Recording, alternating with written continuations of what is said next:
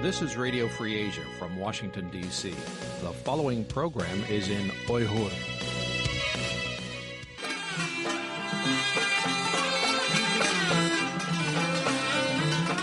Erkin Asya Radyosu. Erkin Asya Radyosu.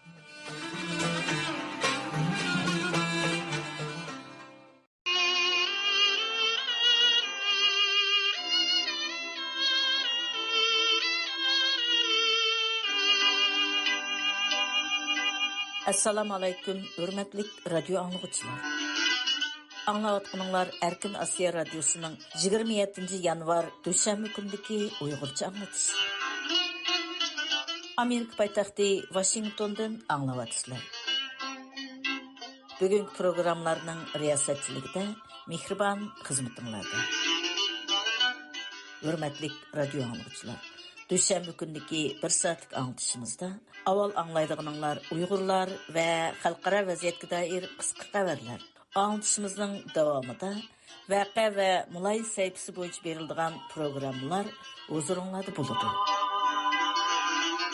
Hürmetlik radyo anlıqçılar, 27 yanvar Düşenbe gündeki bir saatlik anlatışımızı Uygurlar münasebetlik qısqa xabarlardan başlayımız. Bugünkü xabarlarni radyomuz muxbiri Erkin tayyorladi.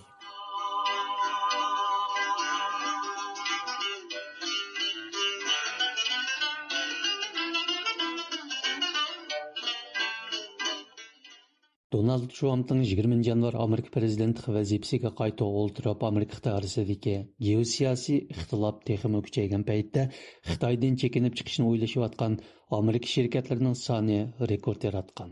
Maliya vaqti gazetining xabar qilishicha, bu jihatdagi bir yangi tadqiqot natijasi Xitoydan chekinib chiqishni o'ylashayotgan yoki chekinib chiqayotgan Amerika shirkatlarining soni rekord yaratmoqda ekan. Xitoydagi Amerika savdo uyushmasining olib borgan tadqiqot dokladida 2024-yili ray sinashga qatnashgan 30% shirkatning ishlab chiqarishini Xitoydan boshqa davlatga yo'tkazishning yo'llarini izlayotganligi yoki ko'chayotganligi bildirilgan. Maliya vaqti gazetining qayd qilishicha, Xitoydan ko'chishni o'ylashayotgan yoki ko'chayotgan shirkatlar o'tgan yili 2020-yilqidan 2 hassa ortgan. Xabarda savdo sohasidagi zotlarning Xitoydan ko'chish yuzlanishining ilgari misli ko'rilib boqmaganligi, kelgusi bir qancha yilda ikki tarafning bir-biriga mablag' selishi ortadi deyishga hech qanday bir sabab yo'q deb qaraydiganligi qayd qilinmoqda.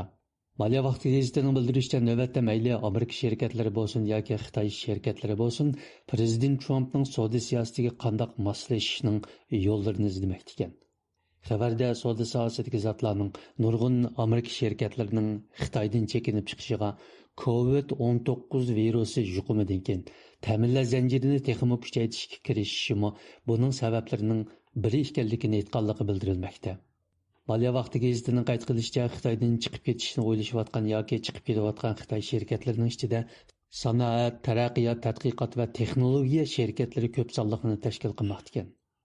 Xabarda bu xil shirkatlarning 41%ni egallaydiganligi, bu shirkatlarning 38%ning Osiyodagi Xitoydan boshqa taraqqiy qilayotgan davlatlarga ko'chishni o'ylashayotgan yoki ko'chayotgan bo'lsa-mu, Amerika, Yevropa ittifoqi, Yaponiya va Janubiy Koreya qatorliq taraqqiy qilgan davlatlarning jalbkorligi texmi ishlayotganligi bildirilgan.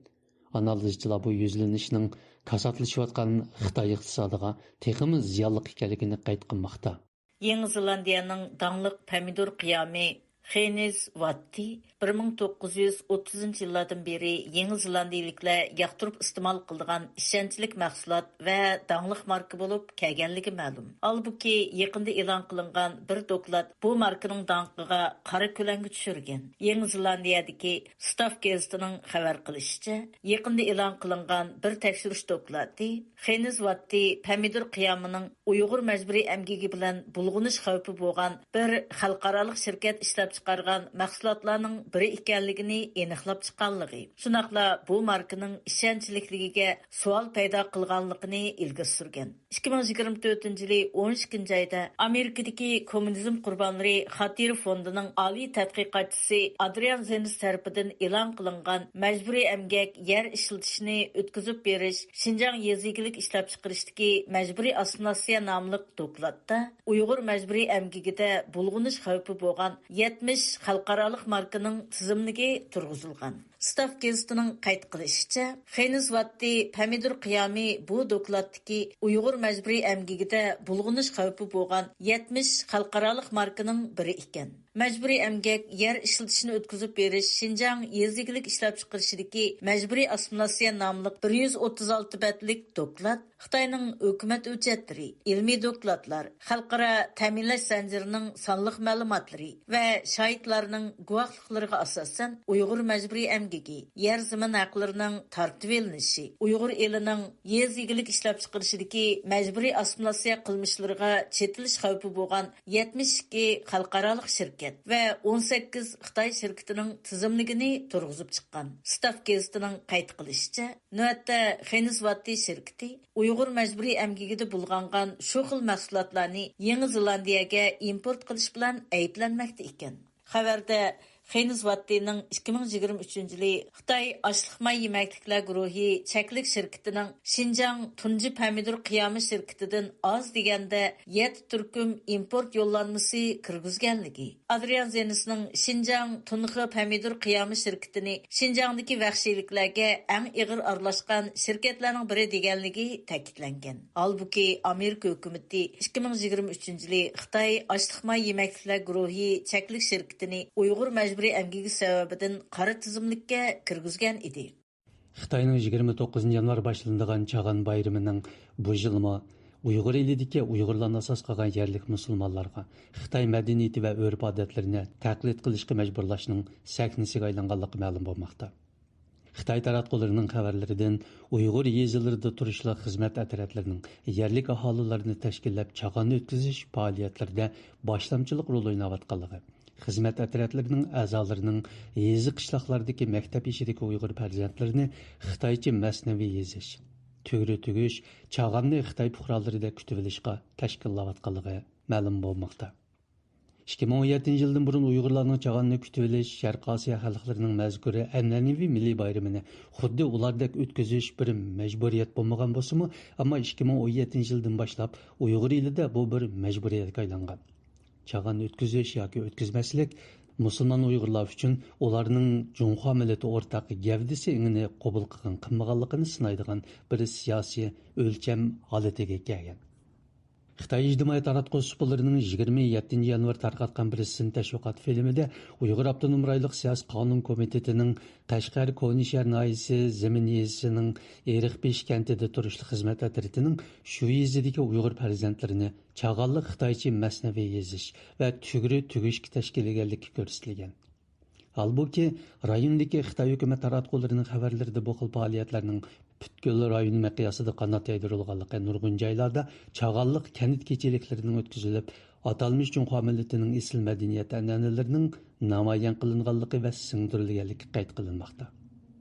Xitoy taratqullarining Uyg'urlarni Chag'anni o'tkazishga uyushtirish bilan bir vaqtda yana asosiy qatlamlardagi muqimlik tadbirlarini texmi kuchaytganligi ma'lum. Şinjan gazetinin xabar qilishicha, Uyg'ur Abdunum rayonlik partiyasining sekretari Ma Xingrui 27 yanvar Uyg'ur Abdunum rayonining raisi Erkin Tonyaz bilan Urumchi Nanxu, ya'ni Jikanlik janubiy yo'li soqchixonasiga berib, Chag'anli qalsa o'rganda. Muqimlikni saqlash kuchlarining asos qatlamga cho'kish mexanizmini yaxshi qo'llanib, har xil muqimlikni qo'g'dash tadbirlarini astoydil o'rinlashni talab qilganligi bildirilgan. Amerika Mərkəzi Axbarat İdarəsi ötən haftanın axırı, yəni 25 yanvar yeni bahalash dokladi elan qılıb, 2020 yılı Xitayning Wuhan şəhərindən tarqılıb bütün dünyanı qaplagan COVID-19 virusunun hayvanlardan tarqılışı qaraganda təcrübəxanadan çıxan buluş ehtimallığının texmi yuqori ekanligini bildirgan. Mazkur yeni doklad Prezident Donald Trump tərəfindən CIA'ның başlıqlığı təyinləngan John Ratcliffe ötən hafta Amerika Kengash Palatasının tasdiqlashidan o'tib vazifaga o'tirishining orqasidanla e'lon qilingan. BBC'ning xabar qilishicha, Amerika Markaziy axborot idorasining bayonotchisi hozirgi mavjud dokladlarga asoslanganda yuqumning tabiiy manbadan tarqilishidan, uning tadqiqotga aloqador manbalardan tarqilish ehtimolligi texmi yuqoridek bo'lmoqda degan. John Radcliffe birinchi qitimliq Trump hukumati davrida Aqsaroyning davlat xavfsizlik bosh nazoratchisi vazifasini o'tagan. U ayni vaqtda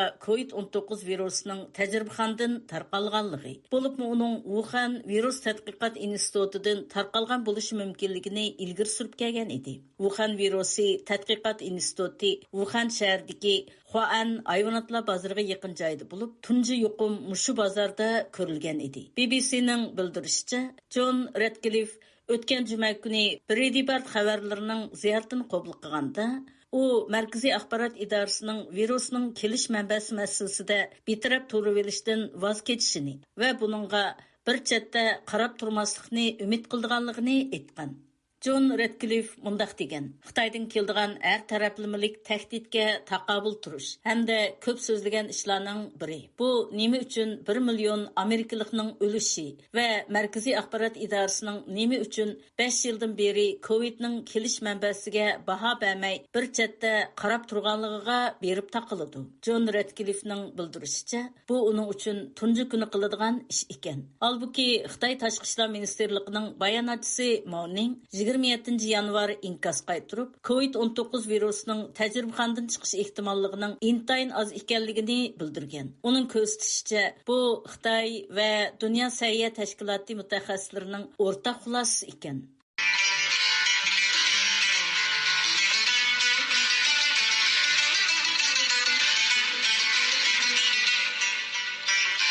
Hürmetli radyo anlayıcılar.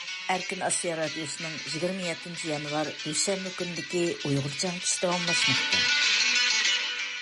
Ben bugünkü programı riyasetçisi Mihriban. Yukarıda kısa haberlerini anladımlar. Tövende vaka ve mulayih sayıpsı boyunca anlatışımızı başlayınız. Bunun da radyomuz muhbirleri ve ihtiyari muhbirlerimizden tayarlışı da Uygurlar vaziyeti ve halkara iqlim meselelerine dair tepsili haber analizi, söhbet, obzor qatarlıq programlar huzurunlarda buludu. Hürmetli radyo anlayıcılar, növbətdəki qıtımlar bugünkü məxsus sayıqlar boyunca verildiğin anlatışımızın tepsilatı da bulsun.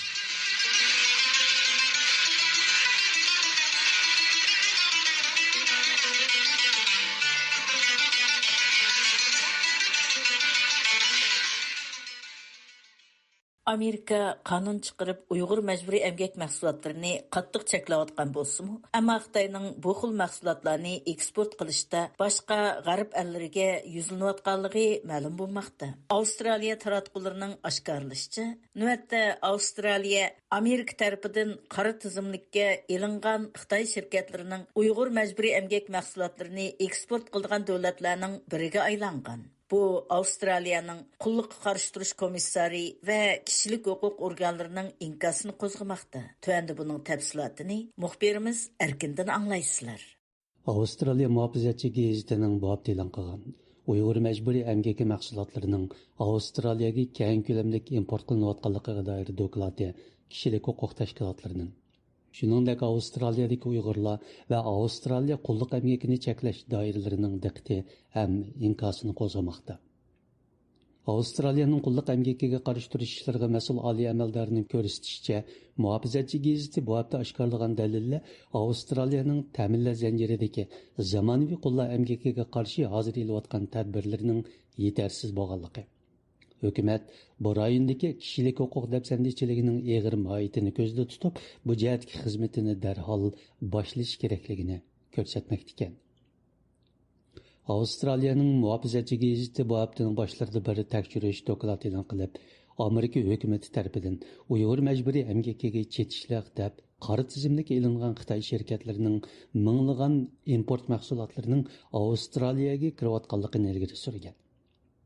Dokladda garchi Amerika nurg'un Xitoy shirkatlariga Uyg'ur majburiy emgaki sababli jazo qo'ygan bo'lsa-mu, ammo bu xil mahsulotlarning Avstraliyaga import qilishining davomli ortganligi, hatto Sydney metro aslahalarining parchalarining bu shirkatlarga zakaz qilinganligi ilgari surilgan. Muhofizachi gazetining qayd qilishicha, bu gazet Avstraliyaning uchur erkinlik qonuniga asosan Amerikaning jazo tizimligidagi 8 Xitoy shirkatining 2020 yildan beri Avstraliya import shirkatlarini mal bilan ta'minlab kelayotganligiga oid tamojna deklaratsiyasining tafsiliy uchurlariga erishgan.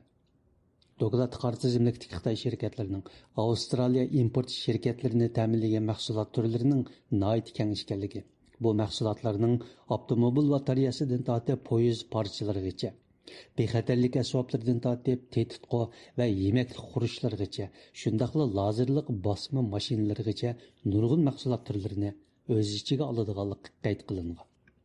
Muhofizachi gazeti erishgan sonliq ma'lumotlarda ko'rsatilishicha, Amerika bu 8 Xitoy shirkatiga jazo qo'ygandan keyin Avstraliyaning bu shirkatlardan mal import qilishi texmi ko'payib, 2023 yil eng yuqori seviyaga yetgan.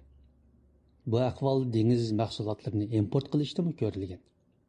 Avstraliyalik dengiz mahsuloti import qiluvchilari Xitoydagi Uyg'ur majburiy emgakiga chetishlik dengiz mahsuloti shirkatlarining nurg'un mahsulotlarini kirgizgan. Avstraliya qulluqqa qarshi turish komissari, sobiq Kengash palata a'zosi Chris Evans 23 yanvar radiomizga bergan maxsus yozma bayonotida muhofizachi gazetining doklatiga inkos qaytarib, hukumatning bu jihatdagi xizmatini darhol boshlashi, shuningdek bu Avstraliya parlamentining jiddiy hal qilishiga tegishli masala ekanligini bildirdi. Chris Evans mundaq deydi. Bu hafta o'tirib qo'yilgan dalillar Avstraliyaning hozirgi ta'minlash zanjiridagi zamonaviy qulluq xavfini hal qilish usulining yetarli emasligini ko'rsatib berdi. Hukumatning bu jihatdagi islohot va'dasi qarshi ilinsimi, ammo mazkur kishilik huquq dafsanchiligining og'irlik darajasini ko'z tutganda uning amalli surati kishini andishiga soldi. Men hukumatni bu xizmatni darhol boshlashga chaqiraman. Chris Evansning qayd qilishicha, navbat Avstraliya qulluq emgakini cheklashda sherik davlatlarning orqasida qilayotgan bo'lib, buni parlament jiddiy masala sifatida hal qilish kerak. Biz islohot andishlarini so'zlashayotgan bu paytda Avstraliyaning xalqaro sheriklari texnik kuchlik ijro qilish mexanizmlariga yuzlanmoqda. Bu zamonaviy qulluq emgaki qonunini ko'zdan kechirishda fursatni qochirib qo'yganlik. Bu parlament tarafidan jiddiy masala sifatida hal qilinish zarur bo'lgan masala. Avstraliya muhofizachi gazetining 19 yanvar e'lon qilgan doklati tunji qatim Avstraliyaning Uyg'ur majburiy emgakiga chetishlik deb ayblangan Xitoy shirkatlaridan import qilayotgan tovarlarining turi ham ko'lami haqida tafsiliy uchur berib, Avstraliyadagi Uyg'urlarning diqqati ham inkosini qo'zg'agan. Avstraliya Tangritog' Uyg'ur ayollari jamiyatining raisi Ramila Chanishev xonimning ko'rsatishicha, Avstraliya qulluq emgakini cheklashda qonun chiqarish bilan birga siyosatni teng kuchaytirish kerak. Lekin u buning intayin osti bo'layotganligini bildirmoqda. The legislations and the policies need to be tightened. We know Ramila that Chanishev after the mundaq last qonun chiqarish bilan siyosat teng kuchaytirilishi kerak. Biz o'tgan qitimqi zamonaviy qulluqqa qarshi turish qonuniga fikr berishda biz 13 tak taklif fikr bergan bo'lsakmi, lekin asosan hammasini qabul qilinmaganligini bilaman. Ular yolg'iz Xitoydan emas, butun dunyodan import qilingan majburiy emgak mahsulotlariga qarata tekshirish siyosatini kuchaytiramiz deyishayotgan bo'lsa-mu, ammo buning nihoyat osti bo'layotganligini bilamiz. Ramila Chalnishevning qayd qilishicha, Avstraliya Xitoydan kelgan majburiy emgak mahsulotlariga alohida diqqat qilish kerak.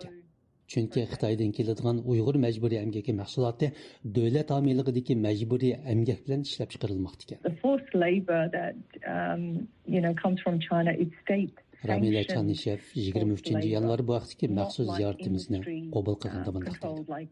Xitoydan keladigan majburiy emgak mahsulotlari davlat homiyligidagi majburiy emgak bilan ishlab chiqarilmoqda. Bu korxonalarning kontrolligidagi majburiy emgakka o'xshamaydi. Boshqa davlatlarda emgak kuchlarini korxonalar ishlatadi. Bizning nazarimizdagi bu hashar Xitoyda davlat yoki hukumatning homiyligida olib berilmoqda. Shunga Avstraliya qulluqqa qarshi turish komissarining bu nuqtani ko'zda tutgan holda so'zlashi ham harakat qilishi intayin muhim. Muhofizachi gazetining dokladida qayd qilinishicha, Avstraliyaga mal eksport qilayotgan Uyg'ur majburiy emgakiga chetishlik shirkatlar dunyodagi eng chong batareya ishlab chiqarish korxonalarining biri bo'lgan Kamil guruhi cheklik assadorlik shirkati Chingguang Biotexnologiya guruhi, Xitoyning dunyodagi eng chong polisilikon ishlab chiqarish korxonasi bo'lgan Xushin Silikon sanoat cheklik assadorlik shirkati, Jixay yerim o'tkazgich asıdarlıq şirketi və KTK guruhi qatarlıq karxanalarını öz içiga oladi ekan. Dokladda sonliq ma'lumotlardan bu shirkatlarning ichidagi Kamil guruhi bilan KTK guruhining doimliq mol ta'minlaguvchilar ekanligi ma'lum bo'lganligi ko'rsatilgan. Kishilik huquqni kuzatish tashkilotining bildirishicha, bu Avstraliya va Amerikaning Uyg'ur majburiy emgakining oldini olish qonuniga o'xshash intayin kuchli bir qonun chiqarishni taqozo qilmoqda ekan.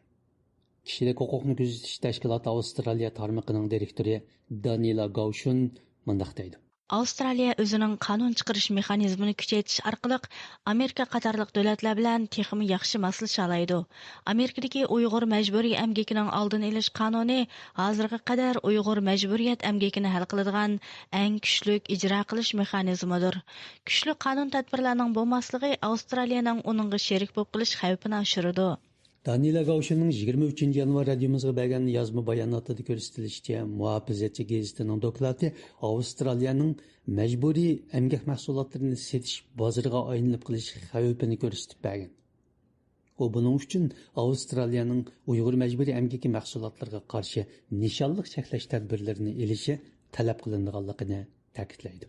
Lekin texmi ilgirilgan holda Amerikaning tutgan yo'lini tutib, har qanday bir shirkat Xinjiangdan mahsulot import qilmoqchi bo'lsa, uning bu mahsulotlarning majburiy emgak bilan ishlab chiqarilmaganligini isbotlashini talab qilishdek nishonli tadbirlarni yurgizish kerak.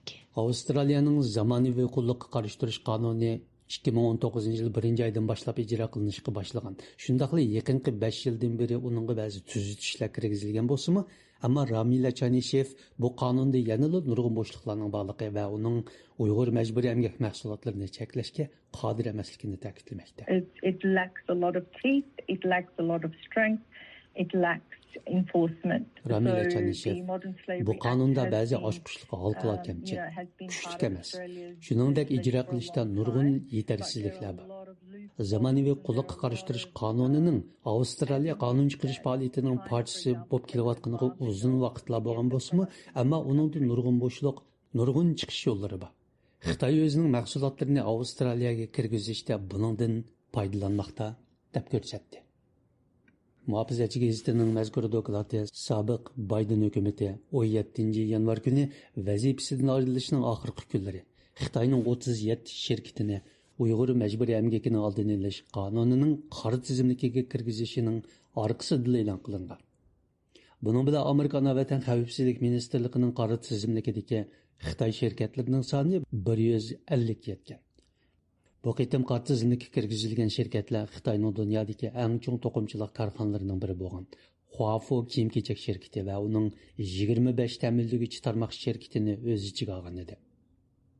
Lekin chet el tadqiqotchilarining bildirishicha, Uyg'urlarning sistemalik, planliq ham keng ko'lamli majburiy emgakka tutilganligiga doir rad qilg'usiz dalillar bo'lsa-mu, ammo Xitoy hukumati majburiy emgakning mavjudligini izchil inkor qilmoqda ekan.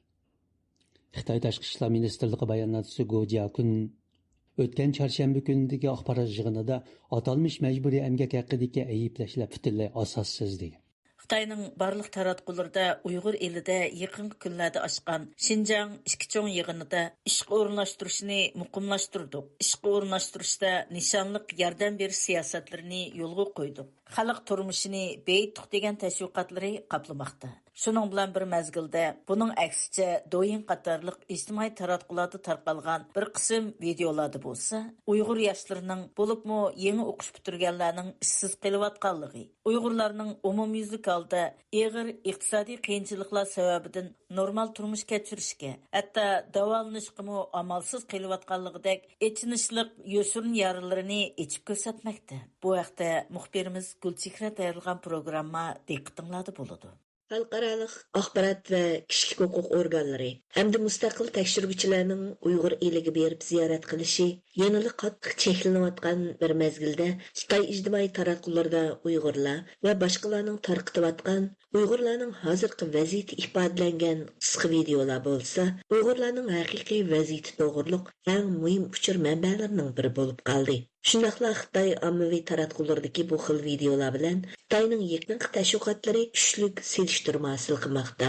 Oyundagi Uyg'urlarga oid muhim uchur xarakterlik videolarni chet el ijtimoiy taratqularida ham bahirlab kelayotgan Amerikadagi lager shoidi Zumrat Davudning yaqinqi mezgillarda tarqatayotgan uchurlarida Uyg'urlarning umumyuzlik holda ishsizlik, namratlik, turmush besimi, kamsitishlar, iskanjisida intayin qiyin bir vaziyat ekanligi ifodalangan bo'lib, Uyg'urlar va boshqalarning kuchli diqqatini tortmoqda. Bir qadar ko'p ham bahirlangan shundaq qisqa videolarning birida bir yosh Uyg'ur o'qituvchi yaqinqi 2 yildan buyon Uyg'urlarning turmush saviyasining umumyuzlik tuvanlab ketganligi mutarliqlarni so'zlaydi. Yana qaynab chiqib qoldim tuqqanlar. O'zinglar bilasizlar, 1-2 yil bo'ldi iqtisod texim bechikinib ketib bordi. Hozir sizlar shuncha ko'payib ketib bordi.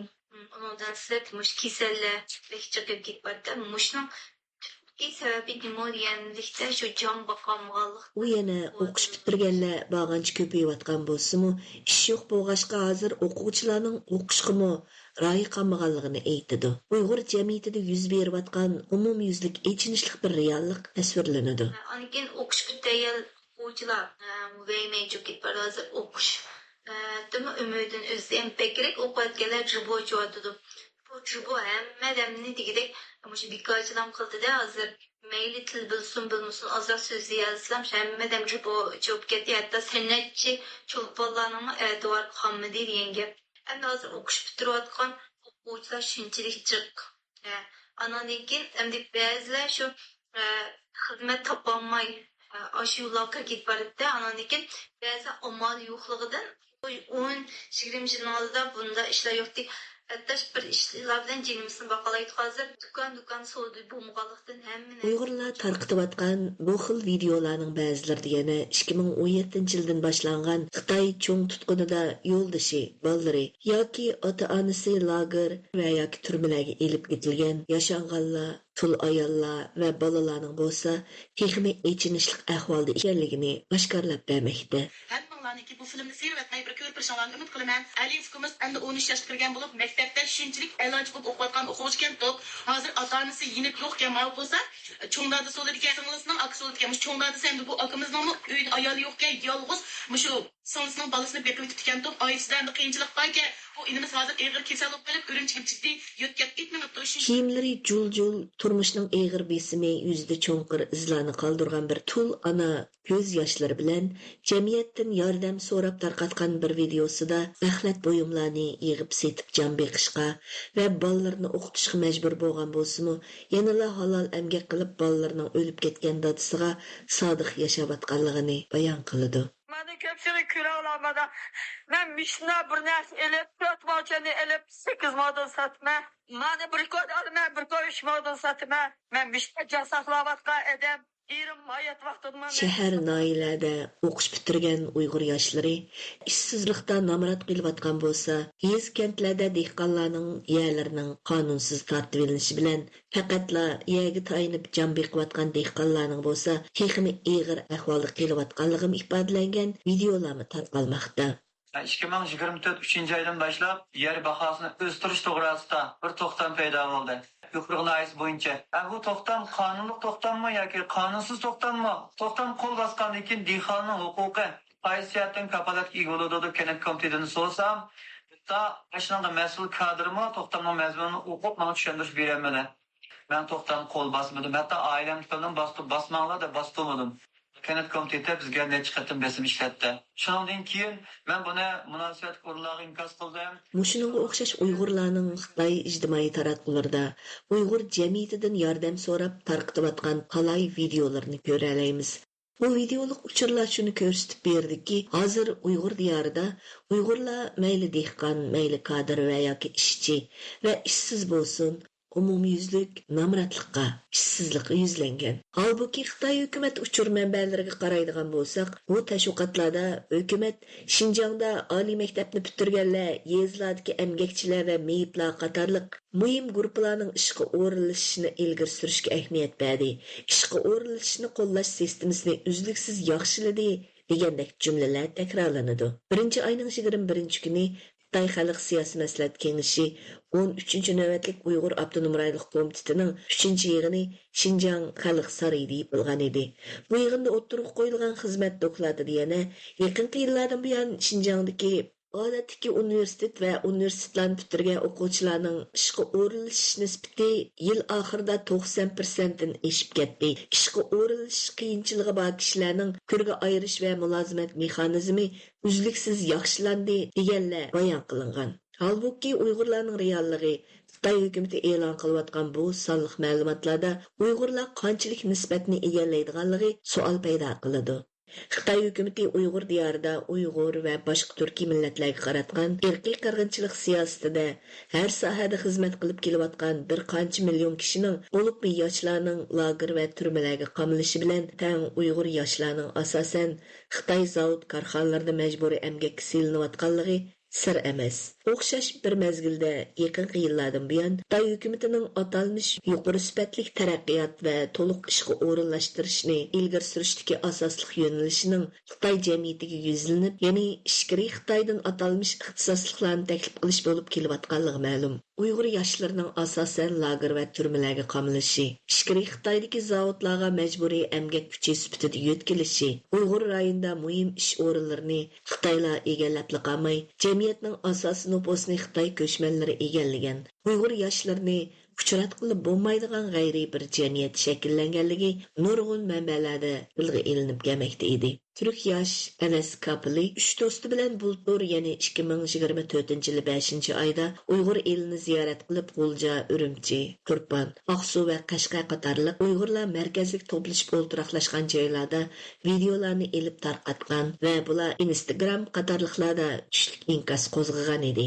Navbatda operatsiya yordamchisi kasbi bo'yicha Germaniyaning Mannheimer akademiyasida o'qiyotgan 23 yoshlik Anas Kapili radiomizning qayta ziyoratini qabul qilib, o'zining Uyg'ur eliga 2 qitim, ya'ni 2023-yil sentabrda va 2024-yil mayda borganda Uyg'ur yoshlarining favqulodda ozligidan hayron qolgan ekan. Durum şöyleydi, yani çok az genç gördük sokakta, çok azdı. Gördüğümüz gençler... Bütün ziyaretimiz devamında en hayran kalgınım, meyli aeroportta, koçularda bulsun, mihmansaray, bazar yoki ommaviy sayohat o'rinlarida bo'lsin, Uyg'ur yoshlarni bo'libmi erlarni asosan uchratmaysiz. Ma'lum sonda yosh qizlar bor, ammo ularning mulozimat xizmatlari va yoki sayohatchilarni kutadigan o'rinlarda. Ularni Uyg'urcha kiyindirib, rasmga tortish uchun oldiga chiqarib qo'ygandek ko'rindi. Az bir qism Uyg'ur yoshlarining bozorda yemekliklarni setayotganligini ko'rdik. Ammo ular xuddi yog'och qo'nchoqlardek o'xshash harakatlarni takrorlaydi. Bekmi ajablanarli. Bir bozorda qassoblik qilayotgan bir Uyg'ur yoshini ko'rdik. Ammo uning qo'lidagi pichoq zanjirlangan edi. Qashqar otishlarning yezlari qadar bordi. Ammo hech bir Uyg'ur yoshini uchratmadik. Xitoylar bo'libmi, Xitoy yosh erlar hamma yerni qoplagan. Ular Uyg'urlar yo'q shunday bir vaziyatga ko'nishib qolgandi. Sharq Turkistondagi butun ziyoratimiz jarayonida biz to'yotimiz borgan joylarimizda Uyg'ur do'ppilarini kiyib, aylanib yurdik. Uyg'urlar soqollarimizga hayronlik va havasni qarasa, Xitoylar bizni Uyg'ur sanigi bo'lmay, yo'chun bir holda ang'ib qarashdi. Aslida Uyg'urlar u Xitoylarga shunday qarash kerak edi. Ammo hozir ularning ko'zida Sharq Turkistonda Uyg'urlar o'z yurtidagi yat, g'ayri odamlarga aylanib qoldi. O kadar çok Çinli genç vardı, özellikle de ama çok fazla Çinli erkek vardı. Anas Uyg'urlarning hech qanday muhim ishlarga qo'yilmaydiganligi to'g'riliqmi misol elib yana mundaq dedi. Bir tane Uygur firması bulduk, Uygurların yaptığı ve Urumçi'de onların yanına gittik. 2 Uygur geldi yanımıza, genç birisiydi. Genç derken belki 40-45'inde vardı. Yanında da genç bir Uygur kızı vardı ama çok açık saçık giyinmişti. Bir misalni elib o'tay. Biz borgan joyda Uyg'urlar ochgan oshxona, Uyg'urlar ochgan mehmonsaroy, sayohat shirkatlarini izlashga turishdik. Urumchida shunday bir sayohat shirkatini tepib kirdik. Ishxonada 40 yoshlardagi bir Uyg'ur er va 20 yoshlardagi bir Uyg'ur qiz bor edi. Ammo u qiz intayin ochiq kiyinib olgan ekan. Ularning sayohatimiz jarayonida biz ko'rgan xizmati bor Uyg'urlar deyishga bo'ladi. Ammo ularmi biz bilan Xitoycha gap qildi. Oxirida bizga mulozimat qilishga qaror ololmadi. Bizni boshqa bir Xitoy sayohat shirkatiga tanishtirdi. 2023-yili kelganimda mayli bozor, do'kon, restoranlarga kirganda ancha-muncha Uyg'urlarni ko'ratdim. Ammo hozir intayin oz. Bor bo'lsa-mu majburan ishlayotgandeklar. Intayin baxtsiz ko'rinadi. Oxirgi qatim 2024-yili borganimizda bozor, do'konlarda Uyg'urcha kiyinib olgan Xitoylarni ko'rdik. Ular Uyg'urdek ko'rinishga uringan, ammo bizning ko'zimizdan qocholmadi albatta.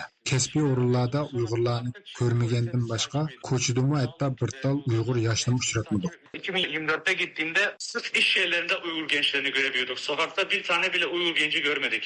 Uyghur diyarının yakınqı vaziyetiga shahid bo'lgan Anas yana har qanday davlat yoki jamiyatda ishga o'rinlashish iqtisod kishilarning turmushining asosi ekanligini, yoshlarning bo'lsa bir millatning kelgusi bo'lishi sifati bilan ularning yo'q bo'lishi, barlarning mu ishga o'rinlashmasligi ajoyib, echinishlik va andishlik bir vaziyat ekanligini ta'kidladi. Anas apandi yana Uyg'urlarning dunyoga anglatolmagan bu eg'ir va echinishlik vaziyatini o'z ko'zi bilan ko'migicha bularni bilgili va his qilg'ili bo'lmaydiganligini, tarqatayotgan videolarning dunyoga Uyg'urlar ko'rayotgan zulmni anglatish bilan tang Uyg'urlarga umid beg'ishlashini arzu qildiganligini bildirdi.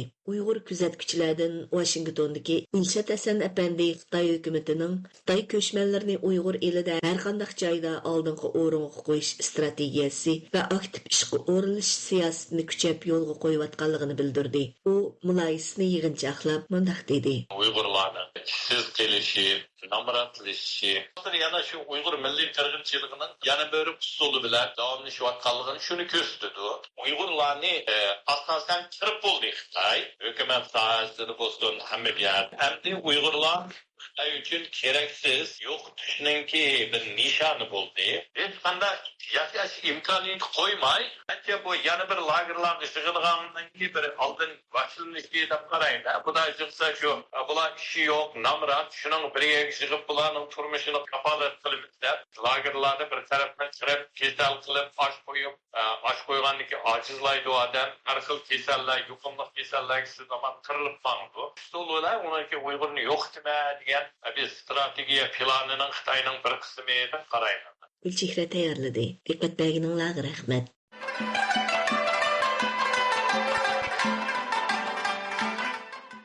Xitoy taratqulardan ma'lum bo'lishicha, 1-ayning 18-19 kunlari Urumchida 2 yig'in, ya'ni Uyg'ur Avtonom rayonluq xalq vakillar qurultiyi va Uyg'ur Avtonom rayonluq siyosiy maslahatchilar kengashining vakillar yig'ini ochilgan. Undaqda Xitoy hukumatı Uyg'ur elini idora qilishni davomli mustahkamlashda 2025-yilda atalmış xalq vakillarining tili orqali yana qanday siyosatlarni yo'lga qo'ydiganligini oshkorladi. Diqqatinglar, radiomiz Asiya Uyg'urning bu vaqtdagi obzor maqolasida bo'lsin. Obzordagi qarashlar avtorning o'ziga tava bo'lib, radiomizga vakillik qilmaydi.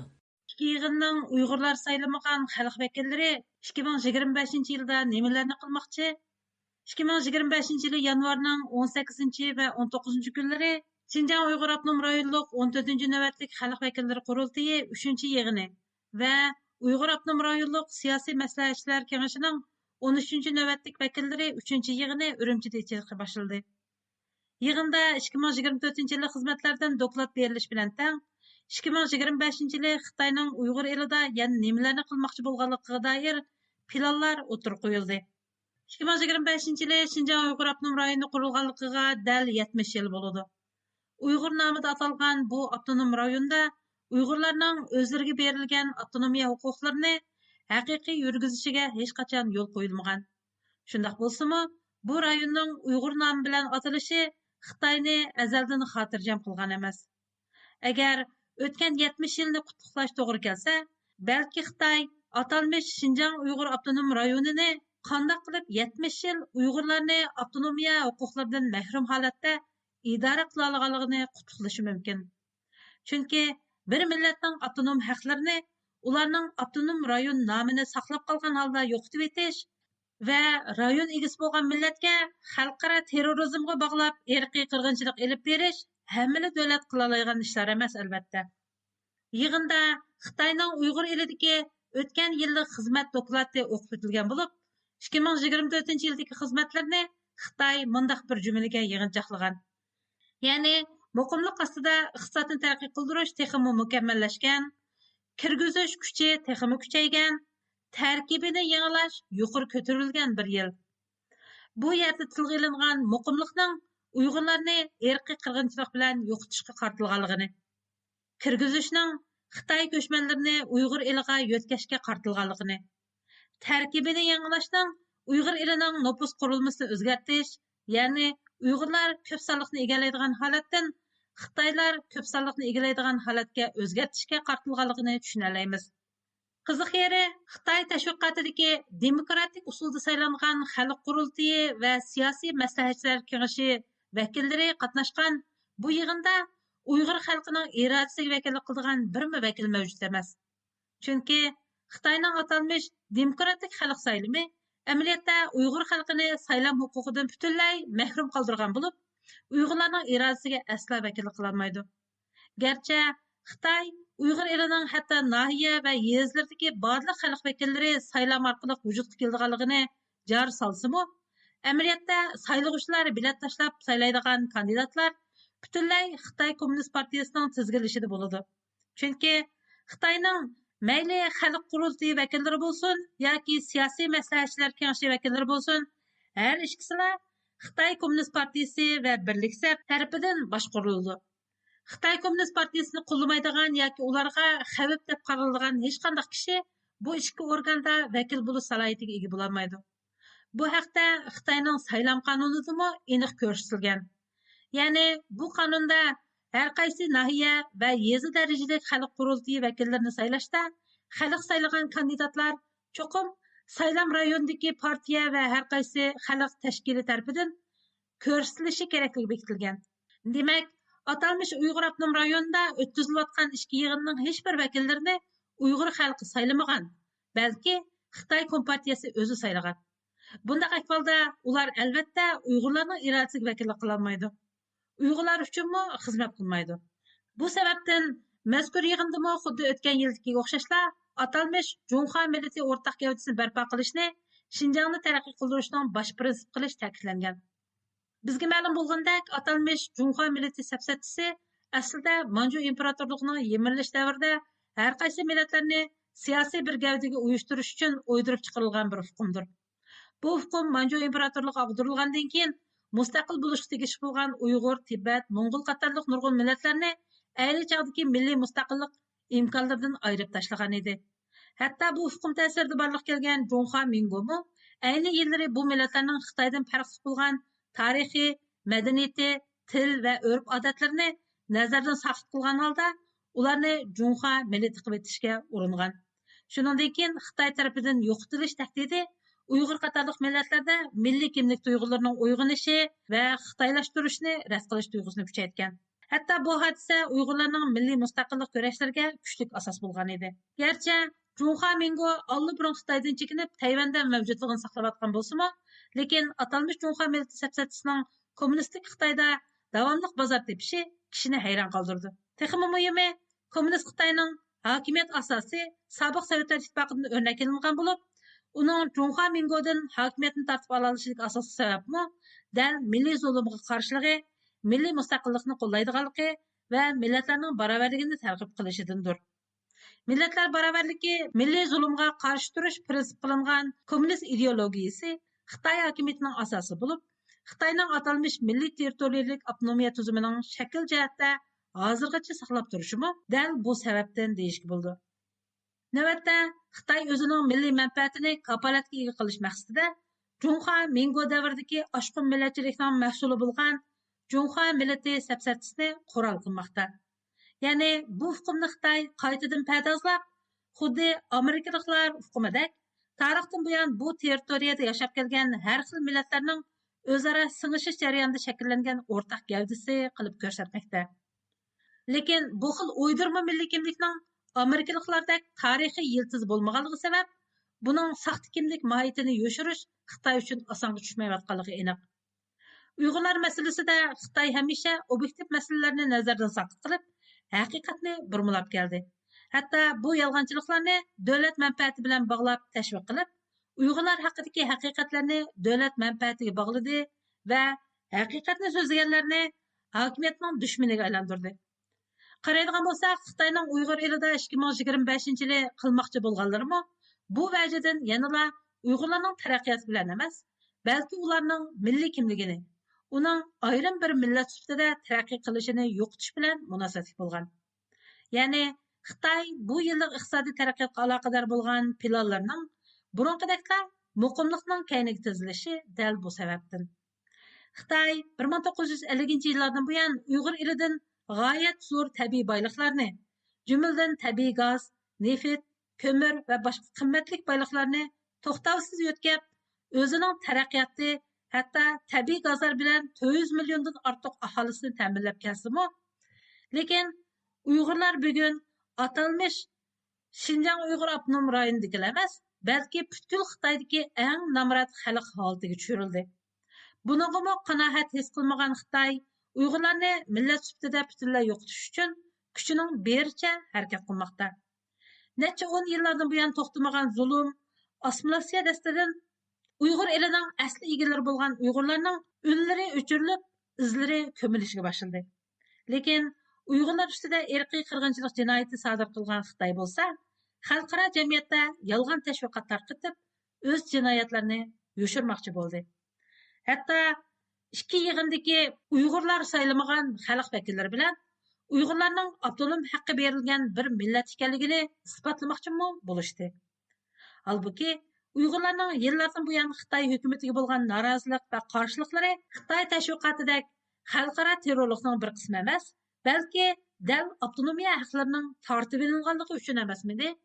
27 yanvar kuni 1940 yılı Natsistlar Germaniyasi tarafidan Polshaning janubida qurilgan Auschwitz-Birkenau jazo lageridagi mahbuslarning Sovet Qizil Armiyasi tarafidan ozod qilinganligining 80 yilligi xatirlangan. 6 million Yahudining o'limining simvoli deyilib kelayotgan Auschwitz-Birkenau jazo lagerida o'tkazilgan bu marosimga Yevropa ittifoqiga a'zo davlatlarning amaldorlari, xalqaro kishilik huquq organlari a'zolari va Yahudilar tashkilotlarining a'zolari bo'lib, ko'p sonda kishi qatnashgan. Undaqda dunyo jamoati kunlarning birida Xitoyning Uyg'ur elida qurgan va millionlarcha begunoh Uyg'urlarni qamagan jazo lagerlarini mo xatirlamdi. Diqqatinglar Germaniyadagi ixtiyoriy muxbirimiz Akramning programmasida bo'lsin. 1940 yılı Natsistlar Germaniyasi tarafidan Polshaning janubida qurilgan Auschwitz-Birkenau jazo lageri 1945 yılı 1 ayning 27 kuni sobiq Sovet ittifoqi armiyasi tarafidan ozod qilingan bo'lib, mazkur jazo lageri ozod qilinganligining 80 yilligini xotirlash faoliyati bugun Auschwitzda o'tkazilgan. 6 million Yahudining o'limining simvoli deb qaralgan Auschwitz-Birkenau jazo lagerida o'tkazilgan bu marosimga Yevropa ittifoqiga a'zo davlatlarning rahbarlari, Birlashgan Davlatlar Tashkiloti xodimlari, 54 xalqaro vakillar umigi va 2 dunyo urushida irqiy qirg'inchilikdan omon qolgan 50 dan ortiq Yahudini o'z ichiga olgan ko'plagan kishi qatnashgan. Halbuki dunyo bundan 80 yil ilgari ozod qilingan jazo lagerlarini xotirlayotganda Xitoy mustabid hokimiyatining Uyg'ur elida ta'sis qilgan jazo lagerlari ilmu mavjudligini saqlab turmoqda. Qanchalik Uyg'urning bu jazo lagerlarida hayotidan ayrilganligi ma'lum bo'lmasa-mu, millionlagan Uyg'urning bu lagerlarda 7-8 yildan buyon azob uqubatlar tortayotganligi hammaga ma'lum. Ajiba kunlarning birida bu dunyo Uyg'ur fojiasining qonliq maydoni bo'lgan bu jazo lagerlarini xotirlamdigandi. Bugün dünyanın hali köp yerlerde bu Auschwitz jazo lageri taqalganligining 80 yillığı münasebeti bilen programlar bulatıdı. Bugün yani 27 yanvar 80 yil ilgariki Yahudi irqiy qirg'inchilikni xotirlash murosimiga qatnashish uchun Angliya poytaxti Londonga yetib kelgan Dunyo Uyg'ur qurultiyining sobiq raisi To'lqin Isa apandi bu yig'inda Uyg'ur irqiy qirg'inchilikni kun tartibga keltirishga tirishdiganligini eskartdi. Bugün 21. asırda bu dünyanın vaziyeti xilaf holda irqiy qirg'inchilik bugün Uyg'urlar qarata Sharqiy Turkistonda davom qiladi. Biz bu murosimga qatnashish orqali dünyani bu vaziyatda bir qatim yana turishqa, buning yolg'on bir va'da, yolg'iz eg'izlik bir va'da bo'lib qolmasdan amillashtirish zaruriyati borligini eskartish maqsadi bilan bu murosimga keldik. U so'zida yana kelgusida Uyg'ur irqiy qirg'inchiligining xalqaro bir temaga aylanganligini ta'kidladi.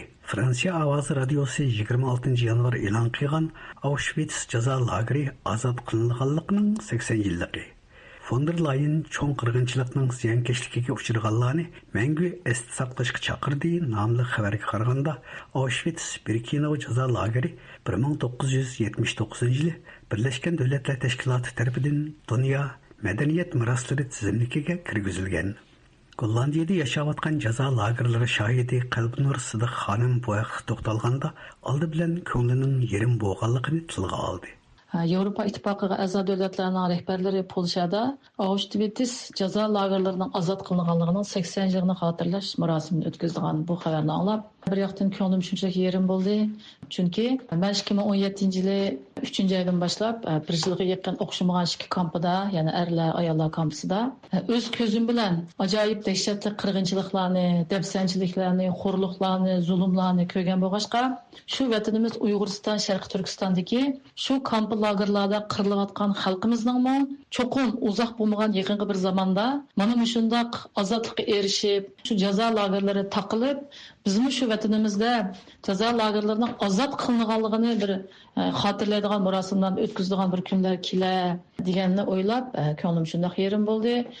Ammo u so'zida kelgusiga umid bilan qaraydiganligini, Uyg'ur xalqining hamon bir kuni erkinlikka erishib, o'zlarini echinishli qismatlarga giribdor qilgan jazo lagerlarini xotirlaydigan kunlarning cho'qim keldiganligiga ishondiganligini bildirdi.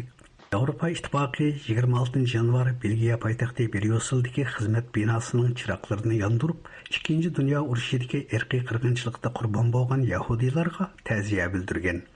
Yevropa Komissiyonining raisi Ursula von der Leyen biz rahimsizlarcha o'ldirilgan 6 million yahudiyni va cho'ng qirg'inchilikning ziyonkashligiga uchragan barliq kishilarni mangu unutib qolmaymiz degan. Jazo lagerlari shohidi Umar Bekali bu haqda ifoda bildirib, Sharqiy Turkistondagi jazo lagerlarining uzunga qolmay kelgusi avlodlar uchun o'tmishdan dars oladigan muzeylarga aylanadiganligini ta'kidladi. Bir kunlar keladiki, pat yaqinda biznikimi shu Sharq Turkistondagi bu o'lim jazo lagerlarini taqaydigan va shuni eslaydigan va avlodlarimizga shu xotir kunlarni eslatib, Xitoy fashistlarniki shundoq 2. dunyo irqiy qirg'inchilik qilganga o'xshash bizning qanday qirg'inligi va shu jazo o'lim lagerlarini ziyorat qiladigan muzeylarga aylantirib, bundan keyingi avlodlarimizga va dunyo xalqiga buni ibrat uchun cho'qim xotir kun qilib bekitib qilgan kunlar bizga cho'qim keladi. Bu kunlar yiroq emas. Fransiyadagi jazo lagerlari shohidi Gulbar Xatovajmu bu haqda qarashlarini ifoda qilib o'tdi. Bizmi shu jallod Xitoy hukumati tomonidan qurilgan jazo lagerlarini o'z ko'zimiz bilan ko'rib, xotirlaydigan kunlar hamon bir kuni keladi. Biz shu lager shohidlari hozir o'z bishimizdan kechirgan qismatlarni so'zlayapmiz. O'z ko'zimiz bilan ko'rganni so'zlayapmiz. Balkim biz anglab baxmagan, biz ko'rib baxmagan qirg'inchilikning manzaralarini, vahshiyliklarni shu vaqtlarda ko'rishimiz mumkin deb o'ylayman. Hamda mushundaq bir yerlarningki xotirlanishi, qirg'inchilikningki qayta yuz bermasligi uchun dunyo xalqining shu kunlarni unutib qolmasligi uchun intayin muhim deb o'ylayman. Germaniyadan Akram anglatdi.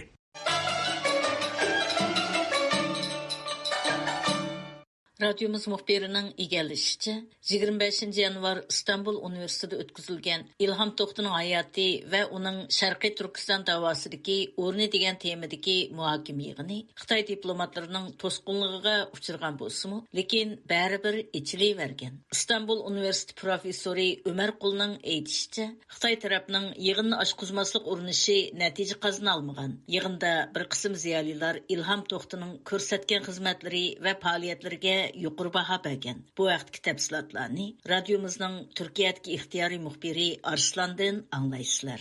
25 yanvar shanba kuni Istanbulda Ilhom To'xtining hayoti va uning Sharqiy Turkiston da'vosidagi o'rni degan temada muhokama yig'ini o'tkazildi. Çin hapishanelerinde müebbet bir mahkum olan İlham Tohti'yi tekrar gündeme getirmek, Türk dünyasının ve dünyanın kamuoyuna sunmak için bu etkinliğimizi düzenledik. Yig'inga İstanbul Universiteti Turkologiya tadqiqotlari institutining professori Umar Qul apandi riyosatchilik qildi. Yig'inda Ege Universiteti o'qituvchisi professor Olimjon Inoyat, İstanbul Universiteti o'qituvchisi doktor Raila Kashg'arli, İstanbul Universiteti o'qituvchisi professor Mualla Uyduyujal, Ilhom To'xtini qo'llash guruhining raisi Anvarjon qatorliqlar so'z qildi. Yig'inda so'z qilgan Istanbul Universiteti Turkologiya tadqiqotlari institutining professori Ömer Qul apandi Xitoyning Istanbuldagi konsulxonasining diplomatlarining Turkiya hukumat doiralari bilan ko'rishib, bu yig'inni bekor qilishni talab qilganligini bildirdi. Ömer Qul apandi Xitoyning bu yig'inni bekor qilish talabini rad qilib, yig'inning ochilishiga fursat yaratib bergan Turkiya Tashqi ishlar ministrligiga, yig'inni uyushtirgan Turk dunyosi tadqiqotlari vaqtisi qatorliq tashkilot va organlarga tashakkur aytadiganligini bildirdi.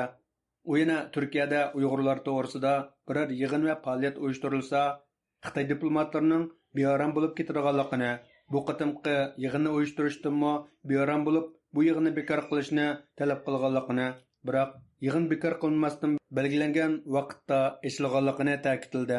Malum ülkemizde Doğu Türkistan konusu oldu mu, Çin temsilcilikleri ve orada çalışanları rahatsız oluyorlar. Bu toplantıdan da oldular. Profesör Ömer Qul apandi mundaq dedi. Eğer Türkiye ile Çin arasında ilişkiler geliştirilecekse bu Doğu Türkistan'da huzuru sağlamasıyla olur. Türkiye bilan Xitoy o'rtasidagi munosabatni taraqqiy qildirishni amalga oshirish, Sharqiy Turkistonda tinchlik barpo bo'lish va bexatarlikka kafolatlik qilish bilan hal bo'ladi. Yana bir nuqta bo'lsa, Sharqiy Turkistonning kelajagi haqida Sharqiy Turkiston xalqi qaror beradi. Uning sirtida hech kim o'zi chaqlab qaror bera olmaydi. Profesör Ömer Qul apandi Ilham To'xto'ga baho berib mundaq dedi. Bir özgürlük savaşçısı, şiddetten uzak ama kanunen anayasada yazan hakların uygulanmasını söylediği için ayrılıkçı olarak addedilen bir erkinlik kurashchisi bo'lgan Ilham To'xto zo'ravonlik bilan emas, balki asos qonunda yozilgan bo'yicha Uyg'urlarning qonuniy jihatdagi haq huquqining amaliy ijro qilinishini talab qilganlik uchun bo'lganchi degan qalpoq bilan tutqun qilingan akademik kasbdoshimiz muddatsiz qamoq jazosiga hukm qilinib, Xitoyning turmusida yetayotgan Ilham To'xto'ning oqibatidan xabar ololmayotimiz. Qanday qiyin-qistoq va iskanjalarga uchrayotganligini bilolmayotimiz. Yig'inda yana Ilham To'xto'ning hayot ish izlari tunishtirilgan hujjatlik film ko'rsatildi. Yig'inning ochilishida so'z qilgan Turk dunyosi tadqiqotlari vaqtisi ta'lim-tarbiya va madaniyat bo'limi mudiri Metin Kusa apandi bu yig'inni uyushtirishdagi maqsadi to'g'risida to'xtalib mundaq dedi. Çin hapishanelerinde müebbet bir mahkum olan İlham Tohti'yi tekrar gündeme getirmek, hammamizga tunishliq va Sharq Turkiston davosining simvollik ismlaridan biriga aylangan va muddatsiz qamoq jazosiga hukm qilinib, 10 yildan buyon Xitoy turmusiga qamalib yetayotgan Ilham To'xtoni qaytadan kun tartibga keltirish va Turk dunyosi va dunyo jamoatining diqqatini tortish uchun bu yig'inni uyushtirdik. Yig'inda so'z qilgan professor Olimjon Inoyat apandi mundaq dedi. Doktor İlham Tohti Uygur toplumunun vicdanıdır. Uygur kamuoyu vicdanının sesidir. Hak, hukuk ve adalet mücadelesi veren İlham Tohti Uygurlarning vijdoni va Uygurlarning ovozi, shundoqla haq, huquq va adolat uchun kurash qilgan erkinlik, demokratiya va kishilik huquq jangchisi ham qo'g'dug'isidir. U 2014-yili Xitoy doiralari tomonidan muddatsiz qamoq jazosiga hukm qilindi. Ilham To'xto'ga Xitoyning asos qonunida yozilgan Uyg'urlarning haq huquqlarining to'liq berilishini talab qilganligi uchun qamoq jazosi berildi. Xitoy bu orqali Uyg'urlarga haqiqiy avtonomiya huquqini bermaydiganligini, assimilyatsiya siyosatini davomlashtirganligini ko'rsatdi. Yig'in oxirida xulosa doklati e'lon qilingan bo'lib, xulosa doklatida Ilham To'xto'ning erkinlikka chiqishi uchun xalqaro jamoat harakatga o'tishga chaqirildi. Xitoy hokimiyatiga ogohlantirish chaqiriq qilinib, necha ming yillik davlat an'anasiga ega Sharqiy Turkiston xalqining milliy madaniyatini qo'g'dash, Xitoy asos qonuni va milliy territoriyalik avtonomiya qonunidagi Uyg'urlarning haq-huquqlarini qo'g'daganlik sababidan tutqun qilinib, xalqaro kishilik huquq ahdnomasiga va Xitoyning asos qonuniga xilof holda muddatsiz qamoq jazosiga hukm qilingan professor Ilham To'xto'ning erkinlikka chiqishi talab qilindi. Yig'inda so'z qilgan Ilham To'xtoni qo'llash guruhining raisi Anvarjon apandi Ilham To'xtoning Uyg'urlarning milliy kimligini, madaniyati va diniy e'tiqodini qo'g'dashni nishon qilganligini, shu sababdan turmaga qamalganligini bildirdi va mundoq dedi. Aziz Türk milletinin ve siz akademisyenlerimizin kime vereceği bu cevap İlham Tohti Nobel Barış Ödülüne aday göstermektir. Aziz Türk milleti ve qimmatlik akademiklarning İlham Tohti haqida Xitoyga beradigan eng go'zal raddiya İlham Tohti apandini qo'llab, uni Dunyo Nobel tinchlik mukofotiga nomzod ko'rsatishdan iboratdir. Yig'inning ochilishida Uyg'ur akademiyasi vaqfisi raisi Abdulhamid Qaraxon, Isa Yusuf Altekin vaqfisi raisi Jahid Dak va Turk dunyosi tadqiqotlar vaqfisi raisi Saodat Pinar Yildirim qatorliqlar so'z qilib, İlham Tohtining erkinlikka chiqishi va Sharqi Turkiston masalasining ahamiyati to'g'risida to'xtaldi. 25 yanvar kundagi bu yig'inni Turk dunyosi tadqiqotlar vaqfisi, İstanbul Universiteti Türkologiya tadqiqotlari instituti, Isa Yusuf Altekin vaqfisi, Uyg'ur akademiyasi vaqfisi va İlham Tohtini qo'llash guruhi qatorliq tashkilot va organlar birlikda uyushtirgan. Hurmatli radio anglovchilar, bu programma